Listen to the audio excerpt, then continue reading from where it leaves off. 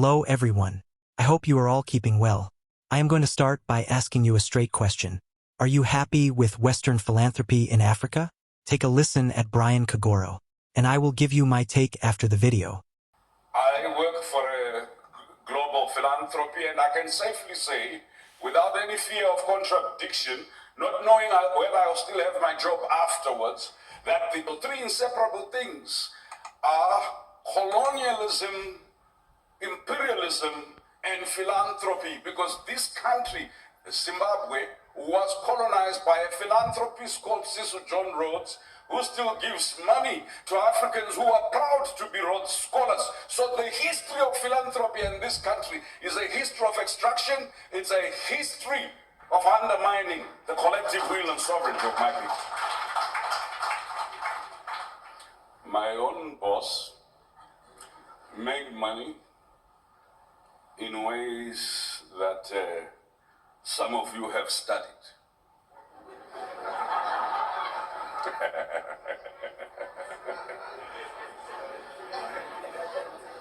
So I came here and I listened to you talk about the virtues of philanthropy, African philanthropy. And the leading African philanthropists are the Nigerian thieves who benefited from military rule and demutualization of the state, privatization of the state, the Zimbabwean state elite who benefited from some funny contracting processes, the elite in Egypt and the elite elsewhere. Wherever you turn, you cannot separate philanthropy from kleptocracy. Our theory of change has vacillated from the embrace of neoliberalism, kleptocracy, imperialism, and colonialism and neo-colonialism. And all we really want is for these capitalists to show a little bit of empathy and give us money to keep beehives, to make crafts and arts, and for the African women to be able to just put a meal or food on their table. And these philanthropists can continue to invest in extractive companies that are taking away water, taking away natural resources, taking away sovereignty. Look, my friends, I'm not in the business of crumbs. No matter how beautiful or tasty they are, I'm not here for the leftovers of capitalism that is raping my country, raping our future, undermining our sovereignty. No, if that's what you are here for, stay alone. I say, oh, Brian, be practical. Okay. You should have told Mandela that, be practical, just be a good native, stop fighting for the liberation of South Africa. You know, then you won't go to Robben Island. Freedom is not a convenience, my brothers and sisters. So this rethinking, somebody said shifting power. I've been listening to them talking about shifting power, and I was saying, power, it's not a gear that you shift. You are shifting it how? Well, how do you shift power between yourself and Bill Gates? Between yourself and George Soros? Between yourself and, look, my friends, you either make alternative power, disrupt existing power, right? Or ignore existing power. Please, stop using placebos. When a child comes to you and they think they are sick, they say, no, I'm not well. Then you give them something, it's not even a tablet. Yeah, and then they come and say, are you okay, baby? Yes, I'm well. And I have a bunch of African intellectuals and activists who now want to engage in the business of giving society placebos. The progressive underdevelopment of our society is because of three terrains. The terrain that accepts that black, brown, people of color, and Africans really have no notion of civilization, and therefore they need to be civilized. They have no notion of commerce, and therefore they need to be put into microfinance, micro-enterprise, micro-philanthropy. The micromanagement and micronization of the native is also part of native intellectual genocide. They accept we can never be macro at any stage. It is impossible for us to own our own economies, the real economies, to manage our own economies, to be the real deciders of our destinies. So we are happy happy to have crumbs from the master's table. If this is what we're doing, then you guys are really good native commissioners, and you represent what Mamdani said, decentralized despotism. Just get another native to tell the other native, everything is gonna be all right. Yeah. You know, I worked for a group, and I'm sorry, my friends from ActionAid, I worked for ActionAid International. And after some time, I discovered that we had been, as ActionAid in Kenya for more than 40 years. And the same people who founded ActionAid had founded Oxfam. And we had been doing some powerful work to deal with powerful issues. And then I then asked, guys, where are the people that we took out of poverty? Because it looks like we took them, but the poverty is still in the community where we started. We built schools and even branded. We had strategies to fight poverty together, and the right to end poverty, power to end poverty. And then I joined the United Nations Development Program. And we were there empowering communities, building their capacity. The people who needed capacity built were the capitalists who kept on doing the same old things, even worse, to undermine the global ecology, leading to the ecological crisis. And we were not paying attention to the people. Steve Biko got so upset with his white liberal friends because they were always coming to the black consciousness movement, trying to help the black people have capacity. And he says, my friends, this is not racist, it's practicalist. Why don't you go and you, since you're white, and deal with your fellows? Right? So in the theory of change, the seven organizing principles that I had this week that you need to deal with are this idea of altruism, of foreign, local, regional, rich sugar daddies and sugar mummies.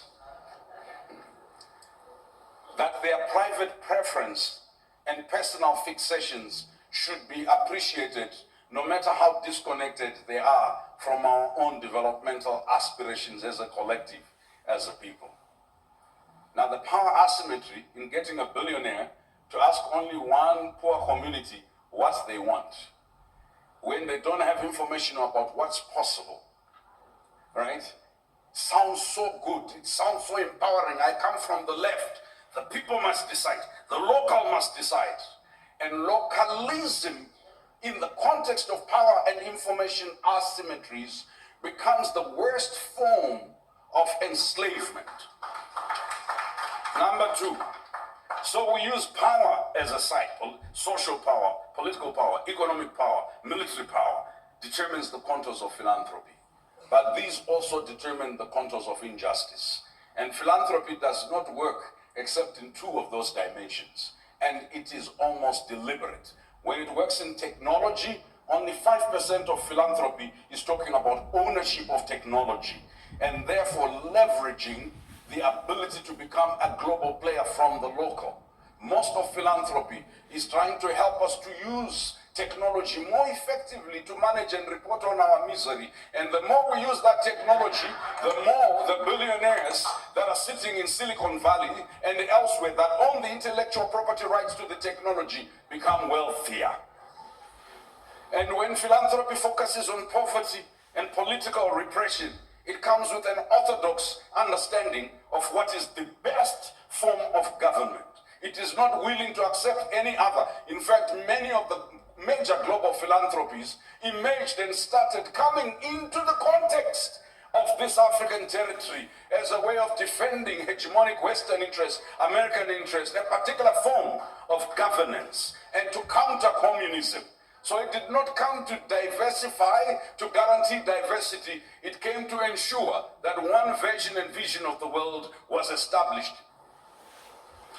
So, my friends, if you don't look at the racialized nature of global philanthropy, you will not understand why, when philanthropy is controlled and transacted by the same principle, even if it is being done by people who look like Brian, who are black, some of them as silver black as I am, that racialized outcomes are not dependent on the color of the person that's implementing the project or the system. And so you can be analyzing each other based on the color of your skin, But racialized outcomes are about a system that produces the same. You can produce apartheid without a single white person in the state, because applying certain principles, certain approaches, certain tools gives you the outcomes of separate development. And that is why this localism breeds. This localism is a dangerous ideology, because when Jan Smuts wanted to explain to his Oxford court why apartheid was an important thing, he said the native must be allowed to develop separately in his locality. And the white people, because they have a unique culture, must be allowed to develop separately. And then all your big professors come and say the world is a global village. If it is a global village, let's share. So this question where we say we want agency of the oppressed, give me the means of agency. And the means of agency is not just money and voice. The means of agency is the instrument. Capital is not only cash. And the idea that has gone into our artists, into our politicians, that capital is only cash, that if you have cash money, you have capital, has meant that when we're talking about shifting power, we're only talking about cash changing hands. And we even said, and it's important to do it, give us long-term funding. Even if I gave you money for 10 years, it will not shift power. It's important to give money long-term for core support. It will only create a local civilocracy, an elite in civil society who, like those of us who work for the empire, begin to drive the same cars, drink the same drinks, patronize the same hotel, play the same golf. And when there is an alliance of elites, the elite of labor in philanthropy, the elite of leisure does not arrive. So Africans don't become owners. Those who become a civilocracy in philanthropy, whether they are black women and men and brown women and men who are working in global philanthropy, or they are people working at the local level, they now have a class interest to keep the status quo, because the status quo is about their political economy. So it seems to me the coloniality of power in global philanthropy needs to be analyzed together with the imperialism of philanthropism and philanthropization. To transform this, you need to understand that capital and philanthropy are Siamese twins. So when we say the failure of neoliberalism, neoliberalism was from the very onset a racialized ideology which justified historically privileged races from extracting from historically underprivileged and oppressed, and also conscripting the elite from the regions and spaces and places to believe that the system offers a dream to all, that accumulation and concentration of wealth, and then giving a little bit of pieces. The poor shall always be with you. Don't try and deal with wealth creation. The poor will always be poor. To those who have more shall be given. To those who don't have, even the little they have shall be taken away. And so philanthropy was doing this. What am I saying to you? That it's the distribution, redistribution, deployment, investment, and production of philanthropic resources remains entirely unrelated to questions of wealth creation amongst the communities that we seek to give to. So the communities are not becoming wealthy. Their poverty is not really becoming less. It's becoming only bearable. Most philanthropic resources are finite, project-focused, thin-tight, and non-renewable, just like oil and gas. So I've come to ask, how do we find a green transition to philanthropic resources? A sustainable, what are those critical minerals for new philanthropic imaginaries of resourcing? In the old days in Congo, when the Nyiragongo volcano erupted, and then there was a conflict, philanthropists rushed in to give the women of Congo, because of the incidents of rape, ARVs. It was a 9-month project. When the project ended, the caring philanthropists went away. Those of you who know, giving ARVs to people who have no food, and then discontinuing after you'd started was disaster. They were giving to help and killed helping. You know, after the George Floyd moment, all the big philanthropies started trying to find brown, black, blue, yellow faces to put on their boards. So you could win this DAI contest. Look, if you go to our website and you see Deidre Williams and Brian Kagoro and so, oh my God, we are DEI compliant. But does that mean that the natives that populate the public-facing components of these philanthropies have any power? There are things we can do there, but the expectation is that as a black or brown person, you arrive at this position of privilege with appreciation. You leave your soul outside the door. You leave your ideology outside the door. You leave your radicalism outside the door. You sit at the table of the masters and say, so blessed am I and uplifted. And you even write in this moment, 50 years after liberation in Africa, the first black, the first Asian, the first this. My goodness, my goodness. So this color fixing game has hidden across the globe the deep racist prejudices that inhere in most philanthropy. There has not been the courage to face the challenges of class inequity, the division between global north, global south, the division between men and women, the division between where do we send large grants to, and if we want to give Africa a lot of money or Asia, we have to find a white person we can trust in South Africa, a white person we can trust in Zimbabwe. I'm sorry, I know those of you who are white, this is not really about you, it's about the system. Right? This color-fixing African philanthropy that wishes to leverage its power globally must fight three struggles. The local struggle for dignity and agency and knowledge, to end knowledge imperialism. The regional struggle to fight fragmentation and create an ecosystem of mutual support amongst philanthropy. But the global struggle, because you won't have time to do the African philanthropy, you will not be left alone. Because where do you think the rest of us will go? We'll also be trying to gain relevance in your context, right? And so that's, if you noticed all the big philanthropies, the minute Dr. Moyo and Vit started talking about African philanthropy in an organized way, they now don't give small or $1 billion, $5 billion, $10 billion.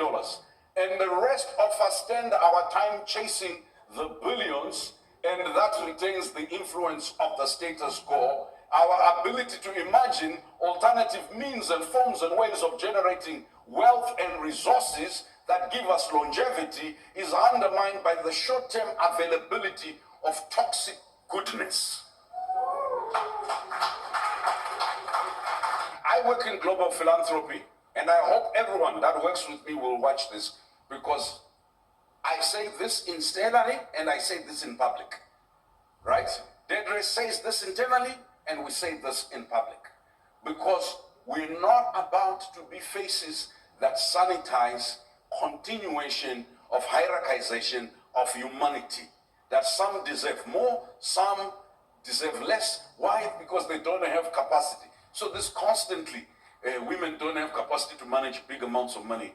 Black people don't have capacity to manage, but we don't use women and black. We just say, you know, the institution is in formative stages. It's also because, you know, in order for us to comply with C3, C4, C5, or C10, right, we got to make sure that, you know, there's accountability, that the governance is proper, and also, we had issues about their ability to report consistently. It's an institution of 7 people.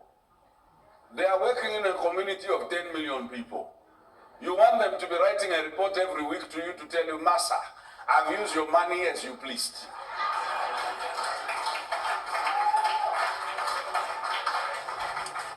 end up dehumanizing the poor. We end up stigmatizing the ability of local knowledge to be transformative. We end up objectifying Africanness, womanhood, or any other status. And we end up disorganizing the broad mass because money is not always an agent of good.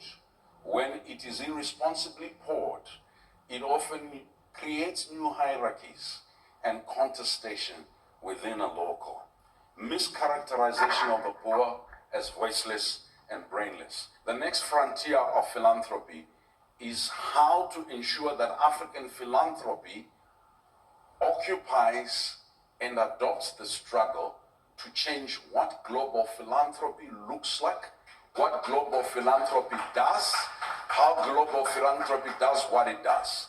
For those of us who, like you, are in global philanthropy, it is for us to stop being self-righteous and thinking that our job is to act as native commissioners to ensure that you are complying with the imperial dictates of goodness, of capacity, and a start.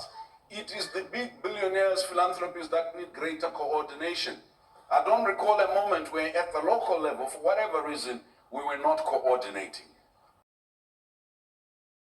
Over many years, international organizations, including big charities, have been pouring a lot of aid to Africa and other third world countries.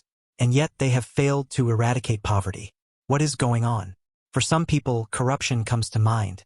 The topic of Western philanthropy in Africa is complex and multifaceted.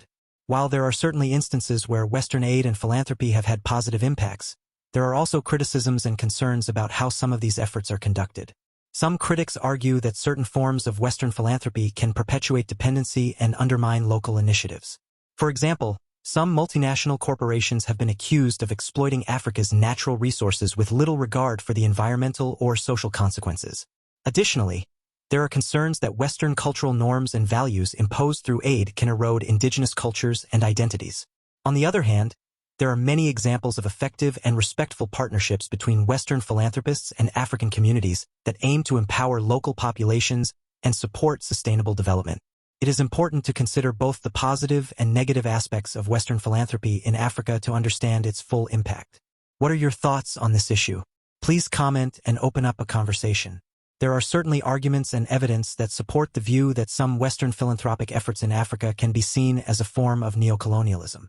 These perspectives suggest that these efforts can sometimes reinforce power imbalances, perpetuate dependency, and impose Western values and solutions that may not align with local needs and contexts. However, it is also important to recognize that not all Western philanthropy operates this way.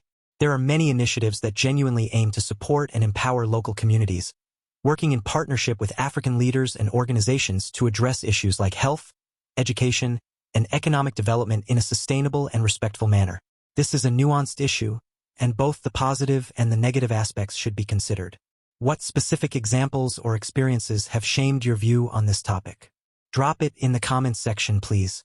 Here are some examples often cited as instances of neocolonialist philanthropy in Africa. How about the New Alliance for Food Security and Nutrition? This initiative, launched by the G8 in 2012, aimed to boost agricultural productivity and food security in Africa. However, it has been criticized for facilitating land grabs and prioritizing the interests of the multinational agribusinesses over local farmers. Then there is the High-Level Prosperity Partnerships, which was launched by the UK's Department for International Development in 2013. This scheme used the promise of aid to secure access to Africa raw materials for British oil and mining companies. How about the white savior models of philanthropy? This refers to philanthropic efforts that impose Western solutions on African problems without adequately involving local communities. Critics argue that this approach perpetuates power imbalances and fails to address the root causes of the issues. All the above examples highlight the complexities and potential pitfalls of philanthropic efforts in Africa. It is crucial to approach development work with sensitivity to local contexts and a commitment to genuine partnership and empowerment. The dynamics of global inequality and the way aid and philanthropy are sometimes structured can indeed leave the poorer countries feeling marginalized and dependent. This situation can perpetuate a cycle where wealthier nations maintain significant control over the development agenda, often to the detriment of local autonomy and sustainable progress. However, there are also efforts to shift this paradigm. Increasingly, there is a push for local ownership and leadership in development projects, ensuring that initiatives are driven by the needs and priorities of the communities they aim to serve. Additionally, South-South cooperation, where developing countries collaborate and share knowledge and resources, offers a promising alternative to traditional North-South aid dynamics. Ultimately, achieving true equity will require systemic changes and a commitment to more inclusive and respectful partnerships. What changes do you think are necessary to create a more balanced and fair approach to global development? Please share your ideas on comment section, please. International organizations can play a crucial role in reshaping aid practices to be more equitable and effective. Here are some key roles they can take on. They can promote local leadership. International organizations should prioritize and support local leadership in development projects. This means involving the local communities in decision-making process and ensuring that aid initiatives align with their needs and priorities. It is important to ensure transparency and accountability. They can set standards for transparency and accountability in aid distribution and implementation. This includes monitoring and evaluating the impact of aid projects to ensure they are achieving their intended outcomes without unintended negative consequences. Facilitating South-South cooperation is important too. Encouraging and supporting cooperation between developing countries can help share knowledge, resources, and best practices. This can reduce dependency on aid from wealthier nations and promote more sustainable development. International organizations can use their influence to advocate for changes in global policies and systems that perpetuate inequality. This includes addressing issues like fair trade practices, debt relief, and climate justice. The 4Y can invest in building the capacity of local institutions and organizations, helping them to become more self-sufficient and resilient. This includes providing training, resources, and technical assistance. Encouraging inclusive development should be encouraged. Ensuring that aid practices are inclusive and consider the needs of the marginalized groups, such as women, children, and indigenous communities, is essential for equitable development. By focusing on these areas, international organizations can help create a more balanced and fair approach to global development. It is true that despite many efforts, poverty remains a persistent issue in many parts of the world. The reality on the ground often reveals the limitations and challenges of aid and development programs. There are several factors that contribute to this situation. 1. Structural inequalities.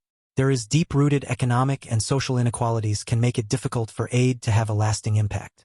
2. Corruption and mismanagement. In some cases, aid funds are not used effectively due to corruption or poor management. 3. Short-term focus. Many aid programs are short-term and do not address the underlying causes of poverty. 4. Global economic systems. The global economic system can perpetuate poverty through unfair trade practices, debt burdens, and other mechanisms. Community-led initiatives must be introduced to the communities and tailored to their specific needs. It is about time to stop one-fits-all treatment. Communities need to be empowered by ensuring that projects are tailored to their specific needs. Fostering economic development. Promoting economic development through job creation, access to markets, and support for small and medium-sized enterprises. This can lift communities out of poverty greatly. By focusing on the areas that matter, more holistic and sustainable approach to development will go beyond short-term aid. The international organizations and philanthropies need to think long-term development projects that make a significant impact. Short-term does not function anymore. Poverty is a form of enslavement. What do you think? Share your thoughts and ideas on the comment section, please.